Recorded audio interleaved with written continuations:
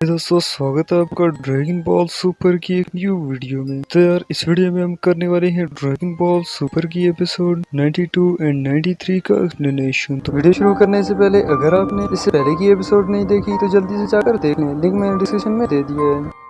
तो बिना time waste कर वीडियो को शुरू करते हैं। लास्ट एपिसोड में हमने देखा था कि गोकू सेंस के जानी दुश्मन फ्रीजा को भी उसकी टीम में रिक्रूट करने का डिसाइड करता है, पर हालात इतने नाजुक होते हैं कि कोई भी गोकू के इस फैसले को ज्यादा देर तक इग्नोर नहीं कर पाता और उसे रिक्रूट करने के लिए एग्री हो जाते हैं। देन गोकू उससे मिलने चला जाता है। अब गोकू के यहाँ से जाने के बाद हम देखते हैं कि यहाँ यूनिवर्स फोर्थ का एक बंदा छुपकर इन लोगों की सारी बातें सुन लेता है, जिसे यूनिवर्स फोर्थ के डिस्ट्रॉयर ने सेवंथ की सर्विलेंस करने के लिए भेजा था ताकि वो सेवंथ यूनिवर्स की कोई वीकनेस ढूंढ कर ला पाए। एंड इसे मिल भी जाती है तो वो डायरेक्टली जाकर फोर्थ यूनिवर्स के डिस्ट्रॉयर को बता देता है कि यूनिवर्स सेवंथ लास्ट टाइम पे हेल वाले वॉरियर को रिक्रूट करने जा रहे हैं और वो फाइटर भी गोकू जितना ही स्ट्रॉन्ग है। एंड ये सुन के फोर्थ का डिस्ट्रॉयर नाइन्थ के डिस्ट्रॉयर सिद्रा को सब कुछ बता देता है और ये भी बताता है कि अगर वो लोग मिलकर फ्रीजा को खत्म कर दें तो यूनिवर्स सेवन टूर्नामेंट से पहले ही इरेज हो जाएगा, क्योंकि उनके पास उसके अलावा और कोई भी वॉरियर नहीं बचा है। सिद्रा के मन में तो पहले ही यूनिवर्स सेवंथ के अगेंस्ट आग जल रही थी, तो वो मौका देखते ही काफी सारे असैसिन्स को अपॉइंट कर देता है फ्रीजा को खत्म करने के लिए और उनमें असैसिन के लीडर को डिस्ट्रक्शन एनर्जी भी दे देता है ताकि वो फ्रीजा को at the spot he destroy कर पाए। जब ये लोग उसे मारने की प्लानिंग कर रहे होते हैं तब दूसरी तरफ गोकू किंग यामा को टूर्नामेंट ऑफ पावर और यूनिवर्सेस के इरेज होने वाली पूरी स्टोरी एक्सप्लेन कर देता है, पर फिर भी किंग यामा श्योर होता है कि वो फ्रीजा उनकी कोई भी मदद नहीं करेगा क्योंकि फ्रीजा तो एक राक्षस है। लेकिन तभी वो ये बात सुन के शॉक भी हो जाता है कि गोकू की इस टीम में तो ज्यादा फाइटर उसके एनिमीज ही हैं और इससे ज्यादा तो किंग यामा के लिए चौंकाने वाली बात ये होती है कि गोकू डायरेक्टली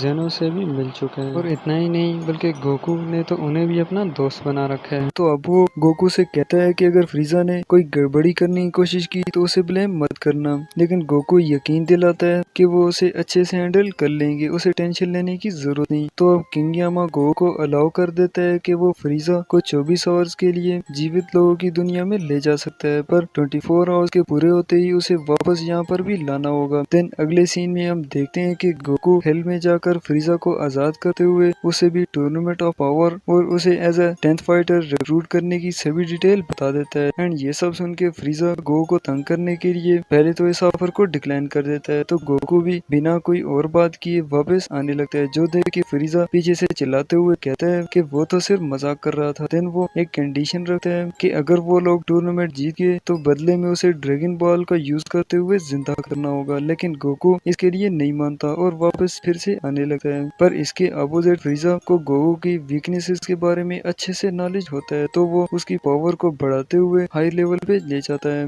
जो कि सुपर सैन ब्लू के अभी वाले लेवल के इक्वल होती है। तो फ्रीजा की इतनी ज्यादा शक्ति को देख के गोकू उसका मन बदल लेता है और फ्रीजा की ऑफर को एक्सेप्ट भी कर लेता है। एंड साथ में ये भी बताता है कि अगर वो टूर्नामेंट ऑफ पावर में आखिर तक टिका रहा तो वो सुपर शेनलॉन्ग से उसकी सबसे बड़ी विश भी पूरी कर सकता है। एंड ये सुनकर फ्रीजा कहता है ओह, तो इसके लिए मुझे कुछ टाइम भी चाहिए होगा। एंड इसके बाद गोकू फ्रीजा को वार्न करता है कि अगर उसने टूर्नामेंट के बीच कोई भी गद्दारी करने की कोशिश की तो वो उसे वहीं पर मार देगा एंड वहाँ पे मरने के कारण वो यहाँ की हेल में भी नहीं आ पाएगा बल्कि पूरे ब्रह्मांड से ही इरेज हो जाएगा। तो ये सुनकर फ्रीजा इस बात को तो एग्री कर लेता है कि वो टूर्नामेंट में कुछ नहीं करेगा, पर वो वहाँ जाने से पहले जो मन में आए कर सकता है। लेकिन गोकू फ्रीजा की इस बात को इग्नोर करते हुए कह देता है कि वो फॉर्चून टेलर बाबा को भेज रहा है उसे अर्थ पे लाने के लिए एंड वापस आ जाता है और यहाँ बाबा को हाउस आकर उसे सब कुछ बता देता है। लेकिन बाबा तो फ्रीजा को सुनते ही काफी ज्यादा डर जाती है कि वो उस विलेन को हेल से लाने कभी भी नहीं जाएगी। लेकिन तभी गोकू उसे यकीन दिलाता है कि फ्रीजा कोई भी गड़बड़ी नहीं करेगा और अगर उसने कुछ किया भी तो वो उसे वहीं पर डिस्ट्रॉय कर देगा, क्योंकि उसके साथ डील पहले ही तय हो चुकी है। एंड साथ में ये भी बताता है कि फ्रीजा को यहाँ लाने के बदले वो बाबा को ग्रैंड जेनो वाला बटन भी देगा, जिससे वो जेनो को कहीं पर भी बुलाकर उसकी हेल्प ले सकती है। लेकिन जेनो का सुनते ही बाबा और ज्यादा अग्रेसिव हो जाती है और चिल्लाते हुए कहती है कि वो कहीं पागल तो नहीं हो गया, आखिर उस जेनो से कौन मिलना चाहता है। देन गोकू बता बता देता है कि वो बुल्मा के थ्रू उसे अच्छा सा गिफ्ट भी रिवॉर्ड में देगा। जिसके बाद बाबा एग्री करते हुए गोकू से कहती है कि फ्रीजा को यहाँ पर लाने के लिए कम से कम 30 मिनट तो लगेंगे ही, इसलिए तब तक गोकू घर जाकर आराम कर सकता है। देन अगले सीन में हम देखते हैं कि गोकू यहाँ वापस आकर डिनर में बिजी हो जाता है। तभी सारे लोग गोकू से पूछते रहते हैं कि उसने कौन सी ऑफर देकर फ्रीजा को मनाया है, जिस पर गोकू पहले तो झूठ बोलने की कोशिश करता है, बट सुप्रीम काय और बुल्मा बता देते हैं कि उसे तो झूठ बोलने का तरीका भी नहीं आता, क्योंकि उसने लाइफ में कभी भी झूठ नहीं बोला, इसलिए उसका झूठ इजीली पकड़ा जाता है। तो अब गोकू सब कुछ सच सच बता देता है कि टूर्नामेंट ऑफ पावर के बाद फ्रीजा को जिंदा करना होगा। जो सुनते ही सभी लोग एक बार फिर से गोकू पर चिल्लाने लगते हैं कि उन्होंने तो सिर्फ 24 आवर्स के लिए फ्रीजा को लाने की परमिशन दी थी, लाइफ लॉन्ग के लिए नहीं। पर गोकू इस बार भी यही क्वेट रिपीट करता है कि वो कितना भी बुरा क्यों ना बन जाए, गोजिटा के इक्वल नहीं हो सकता। एंड इसी बीच ट्रंक्स बोर्ड पे लगी सभी फाइटर्स की पिक्चर्स को देखते हुए हैरान हो जाता है और बुल्मा से एक्सप्लेन करने को बोलता है, जिस पर बुल्मा बता देती है कि ये उन लोगों की लिस्ट है जिनको बुला की बर्न पार्टी पे इनवाइट करना है। तो ये सुन के ट्रंक्स ऑब्जेक्शन करता है कि बाकी सब तो ठीक है, पर फ्रीजा को इनवाइट क्यों करा है, वो तो बहुत ही बुरा है। एंड अब ट्रंक्स को कन्विंस करने के लिए वेजिटा को आज फर्स्ट टाइम अपने सबसे बड़े एनिमी की तारीफ करना पड़ती है और कहता है कि फ्रीजा का हार्ट टोटली चेंज हो गया है और अब वो काफी ज्यादा अच्छा और नरम दिल बन गया है। जो सुन के ट्रंक्स तो कन्विंस हो जाता है, बट वेजिटा अंदर ही अंदर अपने आप पे गुस्सा भी होता है और अपने आप को कोसता रहता है कि आखिर वो फ्रीजा को अच्छा कैसे बोल सकता है। तो अब गोकू मौका देखते हुए ट्रंक्स से कहता है कि ये एंड्रॉइड 17 कुछ दिन की वेकेशन पे जाना चाहता है, बट अगर ये ऐसे ही चला गया तो एनिमल किडनैपर सभी यूनिक एनिमल्स को ले जाएंगे। तो क्या तुम और ट्रंक्स कुछ टाइम के लिए उनका ख्याल रख सकते हो? एंड इससे पहले कि वेजिटा मना करने की कोशिश करता, ट्रंक्स जाने को एग्री हो जाता है। जिसके बाद बुल्मा और वेजिटा गोकू से पूछते हैं कि उसने वॉरियर्स को रिक्रूट करने के लिए आखिर और कितने झंडे गाड़े हैं। तो गोकू स्माइल करते हुए कहता है कि ज्यादा तो नहीं, पर एक और बाकी है और वो है फॉर्च्यून टेलर बाबा के लिए गिफ्ट। एंड इस सब के लिए भी बुल्मा को एग्री होना ही पड़ता है, क्योंकि इसके अलावा उनके पास और कोई भी चॉइस ही नहीं होती। और वैसे भी वो लोग गोकू को डांट डबर से तो समझा ही नहीं सकते। और इसके बाद क्रेन से कहता है कि वो ट्रंक्स एंड गोटेन को 17 के पास छोड़ है। जो सुन के क्रेन पहले तो डर जाता है, बट गोकू बता देता है कि 17 अब पहले जैसा बिल्कुल भी नहीं है और वो कम्प्लीटली बदल चुका है। एंड साथ में ये भी कहता है कि अगर उसे अब भी डर लग रहा है तो वो 18 को भी साथ ले जाए, जिसके लिए क्रेन मान जाता है। एंड गोकू को इस तरह से सभी चीजों को मैनेज करते देख बीरस एंड विस आपस में गॉसिप करते रहते हैं कि कौन कहता है कि ये गोकू बेवकूफ है या ये छोटा सा बच्चा है, क्योंकि इतनी मैनेजमेंट के लिए तो काफी सारा दिमाग चाहिए होता है। और अब तक मास्टर रोशी ने भी उसकी सभी वीकनेसेस को सरपास करने के बाद यहाँ कारण के पास आकर यहाँ की ट्रेनिंग भी कंप्लीट कर ली होती है और कारण वो सभी टेक्निक सिखा देता है जो आज तक उसने सभी जी फाइटर्स को यूज करते हुए देखता रहा है। जबकि इस तरफ करेन and Android 18 Goten and Trunks को यहाँ पर ले आते हैं और यहाँ आने के बाद सब कुछ अच्छा चल रहा होता है। मीन के दोनों सिस्टर ब्रदर एक दूसरे को हाई हेलो करते हैं एंड करेन उसे खाने पर भी बुलाता है, बट अनफॉर्चुनेटली एंड्रॉइड 17 मैरन का नाम भूल गया होता है, जिस कारण एंड्रॉइड 18 का मूड एकदम ऑफ हो जाता है और उसे वार्न करती है कि ये लास्ट टाइम है, अगर इसके बाद वो उसकी बेटी का नाम भूल गया तो वो उसका मर्डर कर देगी। एंड यहाँ डीबीएस की एपिसोड 93 खत्म होती है। आगे स्टोरी नेक्स्ट एपिसोड में।